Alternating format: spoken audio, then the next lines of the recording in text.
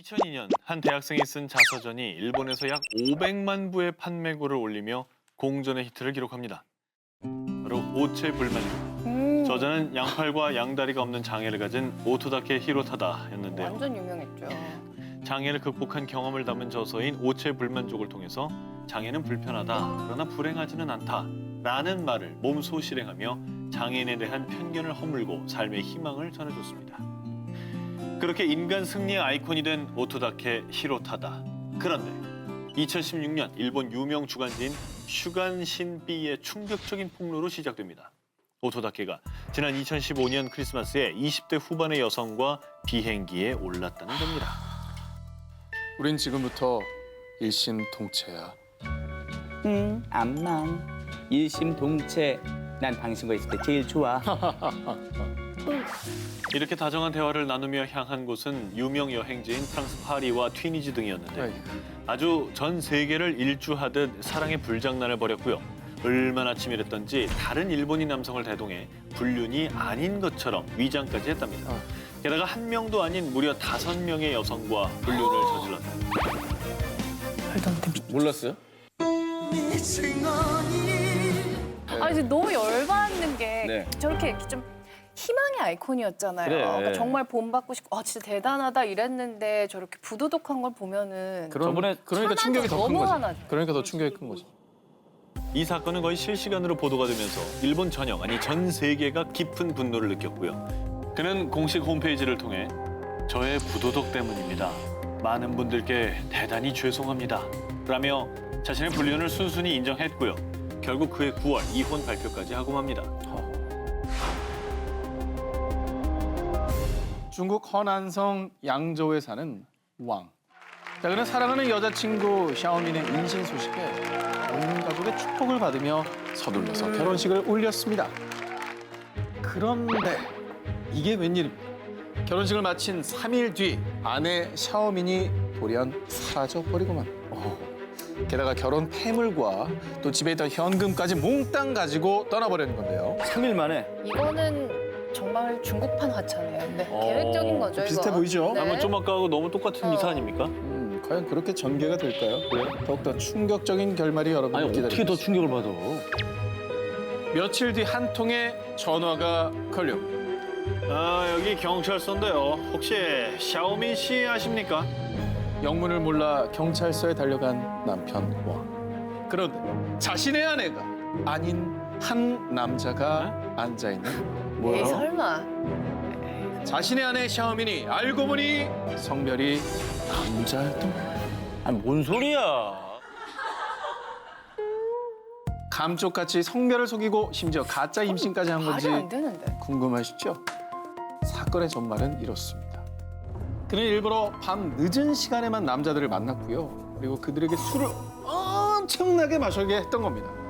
그런데 이게 정말 우리는 이해 안 가지만 이런 말도 안 되는 수법으로 당한 남자만 왕 이외에도 11명이 있습니다. 아유 진짜 어이없다. 도대체 무슨 술을 먹인 겁니까? 네? 아니 무슨 술을 먹길래 술 맞아요? 어떠한 절차를 지금 맞대요. 못하는 거예요? 술 맞아요? 뭐 탄 거 같은데. 그래 뭐 탄 거 아니야? 네. 2015년 도미니카 공화국의 한 호텔에서 동료로 만난 아도니스와 맥길리오. 하니 죽을 때까지 너만 사랑할 거야. 우리 곧 카리브 섬에 가서 예쁘게 살자. 달링은 너무 스윗해. 스윗해. 아도니스 나도 사랑해. 진짜 싫다. 세나영 씨가 이런 스타일이 아니거든요. 네. 자, 그렇게 불꽃 같은 사랑을 했고요. 만난 지 1년 만에 둘은 사랑의 결실을 보게 됩니다. 바로 둘 사이에 예쁜 베이비가 생겼기 때문이죠. 이거 좋네요. 좋은 일이네요. 좋은 일이에요. 해피엔딩 아닙니까? 그럼. 굉장히 아름답기 시작하네. 자, 여자친구 맥길리오는 출산 준비를 위해 고향 스코틀랜드로 돌아가야 했는데요. 안타깝게도 남자친구 아도니스는 비자가 거부돼서 함께 갈 수가 없게 됩니다. 그리고 비록 남자친구는 함께하지 못했지만 가족들의 보살핌과 축하 끝에 예쁜 아들 디에고가 탄생했습니다. 자, 모두에게 축복을 받던 그때 맥길리온 사진 봐봐. 너 애기 낳느라 머리 다 빠질 때 네 남자친구 다른 여자하고 결혼했어. 뭐야? 결혼했다고? 뭐야 이게? 정말 믿기지 않겠지만 맥길리온의 친구가 얼굴책 메신저로 보내온 사진 속엔 정말로 남자친구가 웨딩드레스를 입은 여자를 껴안고 있었습니다. 아이, 닮은 사람이겠지. 뭐 하는 짓이야? 그녀가 생사를 오가며 아기를 낳을 때 남자친구, 아니 이 아버지라는 작전은 다른 여성과 결혼식을 올린 겁니다. 동일인이야? 자, 미친 거지. 저기 방송을 이게 지금 뭐 개모임 나온 줄 알았어요. 죄송합니다. 집중하시고. 예. 너무 몰입을 해갖고. 네. 그리고 그때 그 내연녀에게도 카리브 섬에서 살자는 말을 했다고 합니다. 아까 그 맥길리온한테도 했던 말이죠. 멘트가 멘트가 똑같네. 고정 멘트네 고정 멘트. 꼭 똑같아.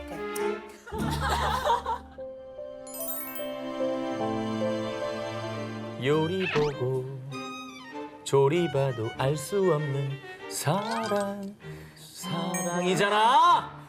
러브, 이 사랑 때문에 한순간에 변해버린 한 사람의 사진을 먼저 보여드리겠습니다. 자, 왼쪽 애프터, 오른쪽 비포인 거죠? 그렇죠.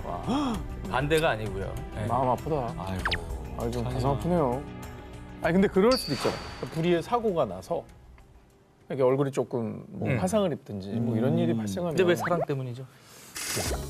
사진 속의 주인공은 7, 80년대 미국 사교계를 주름잡던 조슬린 와일든스타인입니다. 세련되고 이지적인 외모를 자랑하던 조슬린에게 불행이 시작된 건 1978년 프랑스 예술품 중개상인 억만장자 사업가 알렉 와일든스타인과 결혼한 뒤부터입니다. 두 사람은 불같은 사랑 끝에 결혼했지만 남편 알렉은 곧 아내에 대한 애정이 식은 반면 남편을 너무 사랑했던 아내 조슬린은요. 그 애가 좋아하는 고양이 같은 외모를 가지면 다시 날 봐주지 않을까? 오로지 남편의 마음을 돌리기 위해 성형수술을 선택한 겁니다. 아이고. 자, 하지만 남편 알렉은 여전히 그녀에게 찬바람만 쌩쌩 불었죠. 그러자 아내 조슬린은 더더욱 외모에 집착. 남편이 콧대가 높은 배우를 좋아하던데 코를 높일까? 이번엔 고양이처럼 얼굴에 색소를 넣어볼까? 시라소니처럼 눈을 더 찢어야겠어? 성형 중독이란 잘못된 길로 들어서게 됩니다. 조슬린이 남편의 마음을 얻기 위해 성형수술에 들인 돈이 무려 400만 달러. 한으로 40억 원에 달했다는 사실입니다. 하지만 그녀에게 돌아온 것은 당신은 미쳤어. 얼굴은 조립할 수 있는 가구가 아니라고. 징그러우니까 그 얼굴 치워. 우리 이혼해. 남편 알렉은 어린 모델과 바람까지 피우며 아내 조슬린의 마음에 비수를 꽂았고요. 급기야 그녀를 괴물로 취급하며 이혼을 통보했습니다. 아이고, 진짜 가슴 아픈 얘기다. 결국 1999년 두 사람은 이혼. 조슬린은 당시 가장 높은 위자료 액수인 25억 달러, 한화로 약 2조 9천억 원을 받아 화제를 모았고요. 이혼 이후에도 자기 만족을 위해 계속 성형수술을 하고 있습니다. 사실 뭐 돈이 많으면 뭐합니까? 결국 남편의 사랑은커녕 본인의 어떤 아름다운 얼굴과 청춘까지 수술에 매달리면서 다 잃어버렸다는 생각이 드니까 좀 짠해지네요. 1981년 인도 첸나이에 식당 사라바나 바삐를 열며 큰 성공을 거둔 피 라자고팔. 이후 인도 전역은 물론 뉴욕, 파리 등 전 세계 80여 개의 분점을 내면서 인도를 대표하는 프랜차이즈 식당으로 성장했고요. 라자고팔은 인도 요식업계의 재벌로 등극했습니다. 그런데 남부러울 것 없어 보이는 라자고팔에게도 딱 하나 이루지 못한 것이 있었으니 그것은 바로 사랑. 한 여자의 마음만은 얻지 못했습니다. 라자고팔을 애타게 만든 주인공은 바로 자신의 식당에서 일하는 직원의 딸, 제바조티. 이제 완벽한 파트너를 만난 것 같아. 내 사랑을 받아줘. 죄송해요. 전 그럴 수 없어요. 너를 위해 다이아몬드도 준비했어. 나의 신부가 되어줘. 그런 거 필요 없어요. 난 당신이 싫다고요. 단호박이네 단호박. 진짜? 철벽. 아무리 뭐 재벌로 이루어진 건 많았지만 사랑만큼 참 얻기 힘든가 봐요. 사람 마음은 돈으로 얻기 힘들죠. 그녀가 성공한 CEO 라자고팔을 거절한 이유. 전 남편이 있다고 몇 번을 말씀드려요. 이러시면 경찰에 신고할 거예요. 뭐야? 아니야 순정남인 줄 알았잖아. 뭐야? 뭐 하는 사람이야? 잠시만요. 그렇습니다. 사실 제바조티는 이미 결혼한 유부녀. 그래서 수차례 고백을 거절했지만 라자고팔은 아랑곳하지 않고 그녀와 결혼하겠다며 집착했고요. 심지어 제바조티가 계속 자신을 거절하자 그녀의 남편과 가족을 협박하고 폭행하기까지 했는데요. 아유 못났다 진짜 왜 그러고 사냐. 아유. 근데 왜 모든 걸 다 가졌으면 저렇게까지 집착 안 해도 되지 않나? 왜 그랬지? 라자고팔이 유부녀인 제바조티에게 그토록 집착한 이유. 이 여성과 결혼하면 더 높은 위치에 오를 수 있습니다. 아이 진짜. 어이없게도 한 점성술사의 말을 듣고 더 높은 위치, 더 부자가 되기 위해 직원의 딸, 그것도 유부녀에게 끈질기게 집착했던 겁니다. 그리고 결국 2001년 10월 그는 넘지 말아야 할 선을 넘고 말았는데요. 직원들을 사주해 제바조티의 남편을 납치한 뒤 살해까지 한 겁니다. 그런데 더 분노할 사실은요. 라자고팔 역시 2명의 부인을 둔 유부남이었습니다. 납치해서 남편을 살해한다는 게 말이 됩니까, 그게? 아 진짜 엽기적이다. 사랑으로 포장한 추악한 집착과 끝없는 욕심으로 죄 없는 이들을 희생시킨 외식 왕의 몰락. 돈으로 모든 걸 가질 수는 없습니다. 미국 최대 석유 생산업체 창업자이자 한때 전 세계 부호 순위 68위에 등극, 억만장자 석유 재벌 해럴드 햄. 부를 쌓으며 승승장구하던 그에게 인생 최대 위기가 찾아오는데요. 자, 2012년 5월 25년 동안 결혼 생활을 해온 아내 수앤 아넬이 이혼 소송을 제기한 겁니다. 자, 그런데 더욱 충격적인 거는요. 아내 아넬이 제출한 감시 카메라가 법원에서 증거로 채택됐다는 사실이었는데요. 뭐야? 뭐가 찍혔길래? 야, 궁금하다. 뭐가 찍혔을까? 감시 카메라에 찍힌 것은 바로 남편 햄의 외도 현장이었습니다. 자, 아넬은 2007년 당시 남편 햄의 외도를 의심해 집안 곳곳에 감시 카메라와 도청 장치를 설치. 이렇게 몇 년 동안 차곡차곡 모은 증거물을 법원에 제출했던 겁니다. 이거 빼박이네요, 그죠? 확실한 증거가 잡힌 거 아닙니까? 외도 장면이면. 자, 그런데 이 이혼 소송은 남편 햄의 발언으로 갑자기 반전을 맞이하게 되는데요. 뭐야? 우린 사실상 2005년 가을에 헤어진 뒤로 각자의 삶을 살아온 지 오래입니다. 따라서 아넬이 2007년도부터 설치했다는 감시 카메라 자료가 오히려 파탄난 부부 관계를 보여주는 증거라고 주장. 이로 인해 소송은 부인 아넬이 제출한 증거물로 인해 남편 햄에게 더욱 유리한 상황으로 판도가 바뀌어 버렸습니다. 아니 2005년에 깨졌다면서요. 근데 왜 2007년에 뒤늦게 감시 카메라를 설치를 한 거예요? 당시 이들이 살고 있던 미국 오클라호마주의 가족법에 의하면 결혼 후의 재산 증가분은 부부의 공동자산으로 간주하는데요. 그런데 남편 햄의 회사는 2007년도에 뉴욕 증시에 상장, 주가가 무려 500% 급증한 바 있습니다. 따라서 2007년 이후 실질적인 부부 생활의 유지 여부가 재산 분할의 중요한 변수였는데요. 이에 아넬은요. 이혼 소송을 제기하기 전까지 같이 살면서 여행도 같이 다니고 아이도 같이 키웠다고요? 회사 자산 약 176억 달러, 한화 약 18조 원을 부부의 공동재산으로 봐야 하고 그중 절반이 자기 몫이라고 주장을 한 겁니다. 그리고 2014년 11월 드디어 법원의 판결이 나왔습니다. 궁금해. 진짜 궁금하다. 어떻게 됐을까 이거? 남편 햄이 아내 아넬에게 재산인 약 6%인 약 10억 달러, 한화로 약 1조 700억 원과 회사 주식 2천만 주를 지급하라는 판결이 내려지게 된 건데요. 자, 그리고 해럴드 햄은 약 1조 700억 원을 수표로 그 자리에서 즉시 지급. 이렇게 두 사람의 이혼 소송은 마무리되었습니다. 2010년 7월 아프리카 스와질랜드의 수도 음바반에 군복을 입은 한 여성이 사람들의 눈을 피해 몰래 고급 호텔로 들어섰는데요. 당신 남편이 눈치챈 건 아니겠지? 그럼 당연하지. 알지? 내가 이 군복을 입으면 당신을 갖겠다는 뜻이야. 그런데 잠시 후 군인들이 두 사람을 체포하기 위해 호텔을 급습했습니다. 근데 군복을 입었으니까 여자가 군 장성인가요? 오. 자, 외도를 저지른 두 사람의 정체는요. 왕비님, 여기서 이러시면 안 됩니다. 뭐야? 장관님도 어서 침대 숨지 말고 나오세요. 왕정국가 스와질랜드의 국왕 음스와티 3세의 12번째 왕비 노탄두 두배와 금두미소 만바 법무부 장관이었습니다. 와. 즉 절대 군주국에서 왕비와 왕의 신하 신복이 감히 왕을 배반하고 외도를 저지른 거였죠. 자, 그런데 더 놀라운 건 만바 장관은 왕의 신복이기도 하지만 어린 시절 이 둘은 절친한 친구 사이였다는 겁니다. 아 그리고 법 지켜야 되는 사람 아니야 법무부 장관이면? 뭐 하는 거야? 야 진짜 대박이다. 두배 왕비는 왕이 자리를 비울 때마다 어머. 호텔에서 만바 장관과 미래를 즐겨왔는데요. 그런데 꼬리가 길었던 탓인지 음성한테 3세의 명령을 받은 요원들이 왕비와 장관의 밀회 현장을 급습. 이후 두배 왕비는 24시간 감시를 받으며 궁에 갇혀 살아야 하는 가택연금 처분을 받았고요. 만바 장관은 해임되고 교도소에 수감됐습니다. 군복으로 갈아입고 그렇게. 참 열심히 산다 열심히 살아 정말. 할 말이 없다.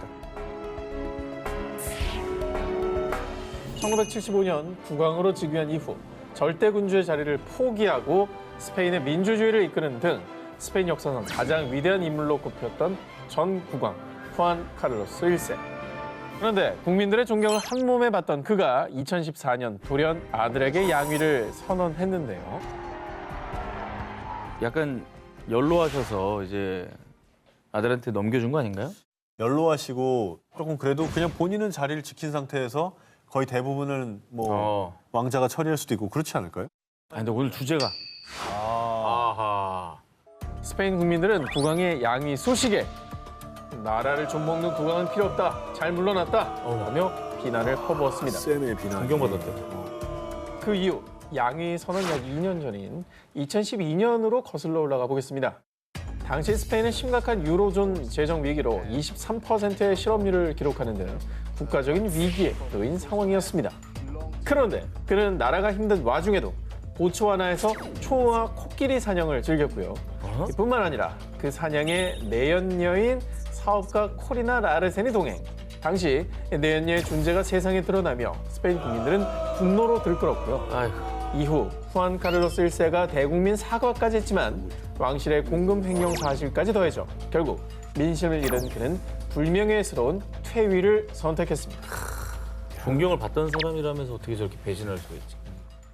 자, 그런데 그가 퇴위한 지 약 6년 후인 지난해 상왕 카를로스 1세와 그의 내연녀 라르센의 대형 스캔들로 스페인이 또 한 번 발칵 뒤집혔습니다. 또 2008년 사우디아라비아의 고속열차 사업권으로 후안 카를로스 1세가 무려 한화 약 1,200억 원의 뇌물을 받은 혐의가 뒤늦게 드러났을 뿐 아니라 사우디아라비아로부터 받은 비자금 중 한화 약 860억 원을 내연녀인 라르손을 통해 스위스 비밀 계좌에 입금, 뒷돈을 가지고 돈 세탁을 하며 탈세까지 한 정황이 포착된 겁니다. 이에 스위스와 스페인 검찰의 수사 대상이 된 그는 It's payback. 사업자듯 해외로 도망치듯 망명을 선택. 그리고 내연녀 라르센은 그 돈은 그가 날 사랑해서 존경과 감사의 의미로 준 선물입니다. 이 모든 건 스페인 왕실의 쿠데타이며 난 희생양이에요. 한편 한 언론에선 온갖 부정부패 스캔들을 저지른 전 국왕을 두고 스페인 민주화를 이루며 역사의 이름을 남기는 듯했던 전직 국왕의 굴욕적인 말로라며 씁쓸한 반응을 보였습니다. 최악의 말로다. 최악의 말로. 저 국민들의 배신감이 얼마나 컸을까요? 상상을 못할 것 같아요. 한땐 스페인의 자랑이었지만 어리석고 잘못된 사랑으로 나라의 수치가 된 전 국왕. 그의 눈을 가린 건 자기 자신이었다는 사실. 지금쯤 깨달았겠죠? 가운데 여자분이 있고 아기가 있고 남자가 생긴 5명이 있네요. 누가 남편이에요? 자, 2013년도에 촬영한 이 사진 속 여성은 인도 북부 데라둔의 한 마을에 사는 당시 21살 여성 라조 베르마인데요. 사진 속의 남성들은 누구니? 구디유 여보 어서 와서 밥 먹어요. 바이주 여보 오늘 일찍 들어와요. 사진 속 5명의 남성 모두 다 라조의 남편이었습니다. 오남편이야 오남편? 저 사람이 뭐 이혼하고 재혼한 게 아니라 그냥 현재 5명의 그러니까 남편인 뭐 거예요? 엑스 허즈밴드 뭐 이런 게 아니라 현재 유지된 남편이 5분이라는 거예요. 현 허즈번드 5명. 더욱더 충격적인 사실이 있습니다. 뭐가 또 자, 충격적인 반전. 바로 라조의 저 5 남편들은요. 피를 나눈 친형제들입니다. 참 생소하다. 문화 차이인가요? 네. 아니 근데 일처 다부제는 좀 처음 들어보긴 해요, 그죠? 1차 다부제가 합법이에요? 네, 인도에서는 1956년도부터 중혼이 금지됐는데요. 따라서 라조의 결혼은 인도 내에서도 불법이었습니다. 자, 그럼에도 불구하고 이들이 1처 다부제, 그것도 형제 1처제를 이어가고 있는 이유, 바로 마을의 오랜 관습 때문이었는데요. 과거 마을에 남성보다 여성의 수가 부족하기도 했고요. 남성들은 결혼으로 인해 가족의 재산을 나누어 가지게 되면 경제적으로 힘들어졌기 때문에 형제들이 한 명의 여성과 결혼해 재산을 지키는 형제 1처제가 자리 잡은 겁니다. 아 이게 뭐 이게 문화니까 문화의 문화적 일부니까 상대성이에요. 뭐라고 말할 수는 없겠는데 평가를 못 하겠어요. 어쨌든 평가할 수는 없죠. 제가 평가하는 것조차도 저의 기준에 따른 거니까. 근데 어쨌든 이게 21세기이기 때문에 이 사실이 굉장히 놀랍기도 하고요. 하지만 정작 이 가족들은요. 저희는 행복하고 평범한 대가족일 뿐이에요. 우리 엄마도 삼형제와 결혼했어요. 그리고 전 다른 여자들보다 최소 5배 이상 사랑받는 여자라고요. 라고 전했다고 합니다. 자, 이번 특종은 부부 사이에서도 무려 19년 동안 말할 수 없었던 비밀에 대한 이야기입니다. 1993년 벨기에 출신 남성 얀은 인도네시아 여성 모니카와 결혼. 당시 벨기에 이민 당국의 까다로운 심사로 허가가 미뤄지기도 했지만 결국 벨기에 정착. 두 사람은 19년 동안 행복한 결혼 생활을 이어갔습니다. 오, 지금까지는 아주 아름다운 스토리인데요. 오늘의 주제와 맞지 않게. 근데 어찌됐건 해피엔딩 아닙니까? 그럼요. 지금까지 스토리는? 19년인데 세월이 증명해 주는 거죠. 좋네요. 그렇죠. 그런데 말입니다. 얀, 네 아내가 요즘 야한 옷을 입고 클럽에 간다던데? 언젠가부터 아내 모니카가 클럽에서 낯선 남자들과 어울린다는 소문을 들은 남편 얀. 심지어 얀은 컴퓨터에서 아내가 다른 남자와 즐겼던 낯뜨거운 대화까지 발견합니다. 어이? 당신 이러려고 나랑 결혼했어? 이제 와서 왜 이래? 나도 여자로서의 삶을 즐겨보고 싶다고.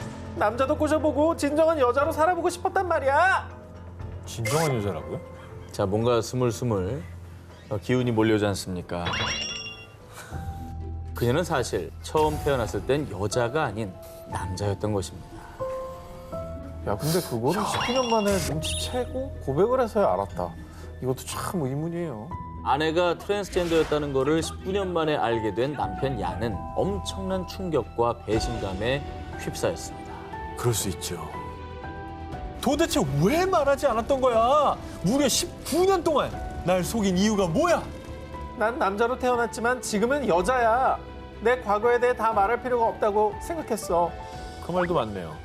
결혼 전에 모든 과거를 말한 의무는 없지만은 기본적인 상황에 대해서는 또 얘기를 해야 되지 않을까 싶긴 해요. 그런데 그 기본적인 사항이라는 게 너무나 그거는 케바케거든요. 개인적인 케바케, 사바사에 뭐 이런 거라. 근데 이게 눈치를 못 챌 수가 있는 건가? 그러니까 나는 그게 사실 신기해요. 어떻게 모르지? 심지어 얀은요, 아내와 부부 관계까지 가졌는데도 아무것도 눈치채지를 못했다고 합니다. 또 얀에게는 전처와의 사이에서 낳은 2명의 아이가 있었기 때문에 모니카와는 아이를 갖지 않기로 합의. 임신 문제로 인해 들킬 일이 전혀 없었고요. 모니카는 남편 얀을 속이기 위해서 한 달에 한 번 생리하는 척 연기까지 했다고 합니다. 근데 뭐 사실 연기를 안 해도 누가 아내를 트랜스젠더로 의심을 하겠습니까? 이거는 네. 어떤 상상의 영역을 벗어나는 건데. 근데 저는 뭐 신뢰 문제가 제일 크다고 생각해요. 그쵸. 어쨌든 남편에게는 사실 좀 말했어야 하는 거고 본인의 성 전체성이 본인에게도 중요한 만큼 남편에게도 그런 거에 대한 존중도 필요합니다. 당연하죠. 그래서 그런 어떤 19년 동안에 계속 거짓말을 해왔다라는 그 어떤 남편의 충격과 배신감도 굉장히 클 거예요. 물론 남편이 뭐 자신을 받아들이지 못하고 그렇게 해서 뭐 떠날 수도 있다 뭐 이런 두려움도 이해는 되는데 네. 근데 좀 진작 말씀하셨으면 어땠을까 하는 생각이 더 많이 드네요. 그렇죠.